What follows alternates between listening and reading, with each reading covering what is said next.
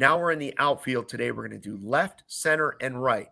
And so far, the trend we've seen is that the Cubs, compared to our rankings last year, have moved up a little bit. They're creeping up the rankings at positions. You know, they made some improvements at first. They're better at second. They're better at short. So we've seen the improvements. Now, when you look at left field, I think there's only one way to rank it, and that is Ian Happ at the top. So I don't remember where Happ was in our preseason rankings last year, but he's the all-star, guys. You know, he's an all-star left fielder. He has the highest WAR, according to Baseball Reference, out of all the outfielders. He's got the most home runs of any left fielder in the division. Switch hitter. We don't know if he's going to be on the team all year. We hope he's going to be on the team all year, but I think he's clearly the class of left field. We know Yelich had a special season once. Might have been because of banging trash cans. We don't know. But all I know is last year, Ian Happ was the best left fielder in this division.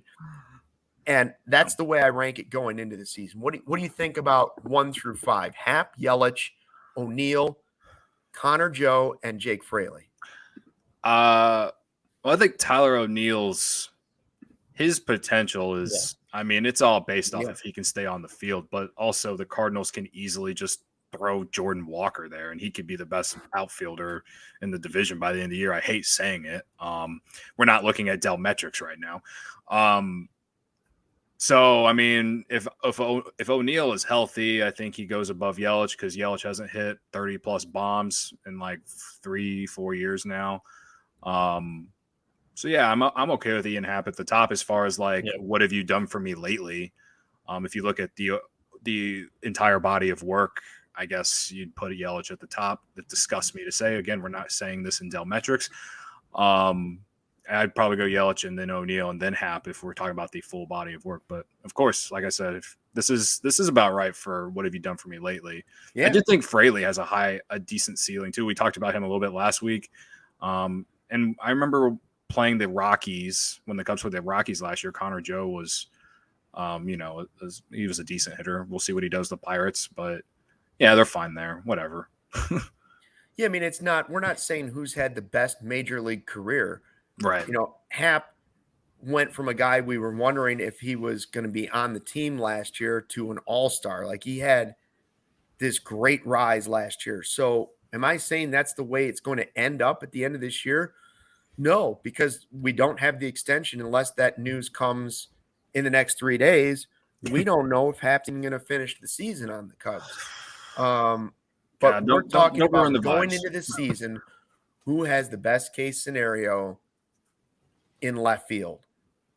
It's clearly the Cubs. I know that Yelich was a little bit better last year than he had been. You know, somebody in the chat pointed out, you know, when he picked on Yu Darvish, then he tanked. His career went into the toilet.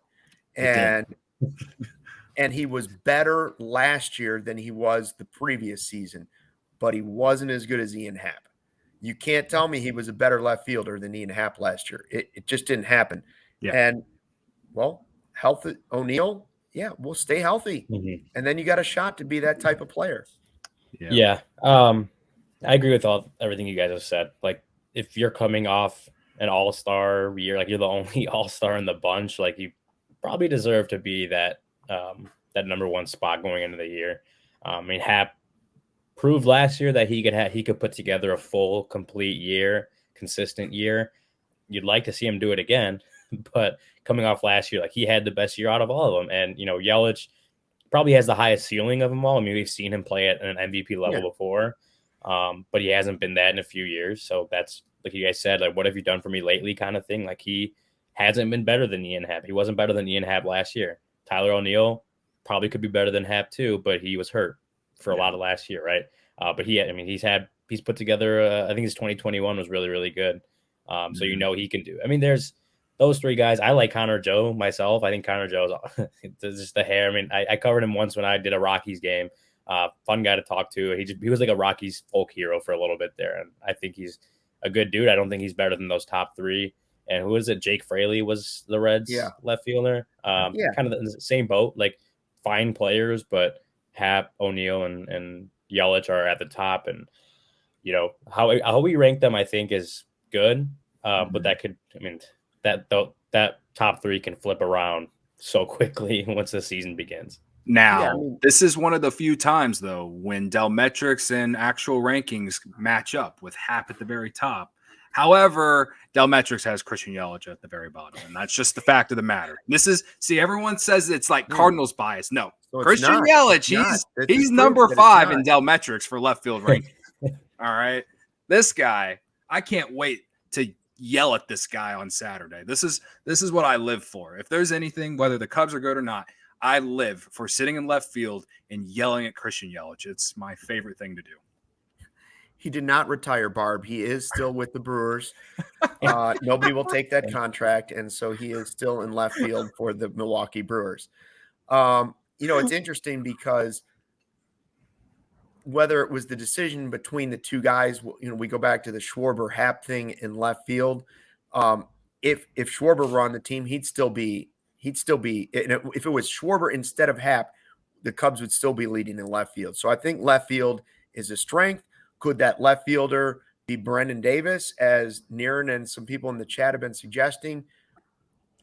Yes, should Happ be traded at the end of the season if he doesn't have an extension is a completely different argument or conversation than is Happ the best left fielder in the division going into the season.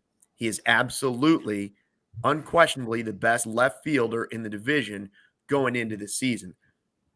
I can't say if he's going to be on the team. I can't say if it's the right decision to give him the extension because I don't know what the numbers are. I don't know what type of number he's looking for. Niren's saying the young guys are ready to play. We've also said, yes. So if Brendan Davis is the future in left field or one of the other guys ends up being the future in left and they're ready to go and they can take that spot, that's okay. If you can get Ian Happ to agree to a deal that is affordable, Ian Happ as a potential 4th outfielder or a rotating guy with some of these young guys until they earn that spot, that's a great scenario too. I realize you'd get something for him, but I don't want to just write off Ian Happ because I think there's a scenario where he could still be part of the next great Cubs team. I don't know if it's likely, but I think there's a possibility.